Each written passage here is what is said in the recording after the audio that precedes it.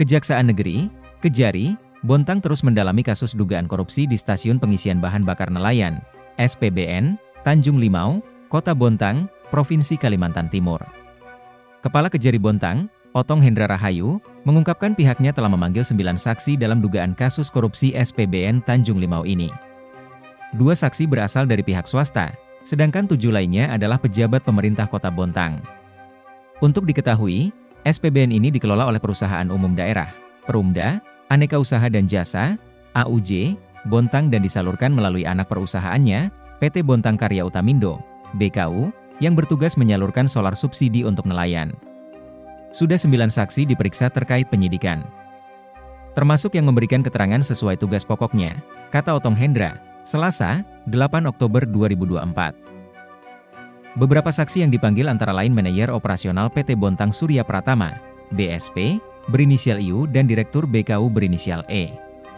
Dari Pemkot Bontang, saksi termasuk Kepala Bagian Perekonomian dan Sumber Daya Alam, PSDA, AR, Kepala Bagian Umum MN.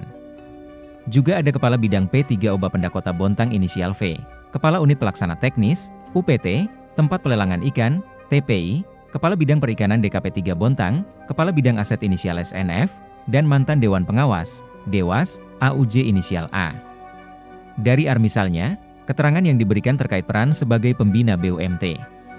Sedangkan MN menerangkan status tanah dan bangunan SPBN yang masih menjadi aset Pemkot Bontang. Jelasnya. Lebih lanjut, Otong Hendra Rahayu menjelaskan fokus penyidikan masih menyoroti laporan keuangan SPBN. Sejak tahun 2022 hingga tahun ini, lantaran perusahaan ini dilaporkan terus mengalami kerugian hingga tidak ada keuntungan yang disetorkan kepada Pemkot Bontang. Ini yang ditelusuri, ada indikasi dugaan korupsi, bebernya. Meski demikian Otong enggan membeberkan berapa nilai taksiran kerugian negara dalam kasus ini. Sementara itu, sambung Hendra, dari keterangan Kepala UPT Tempat Pelelangan Ikan, TPI, mengungkapkan bahwa UPT hanya berperan dalam pengajuan rekomendasi untuk scan barcode, tanpa keterlibatan langsung dengan pengelolaan SPBN. Saksi lain juga menegaskan tidak ada pembagian hasil atau dividen sejak 2022.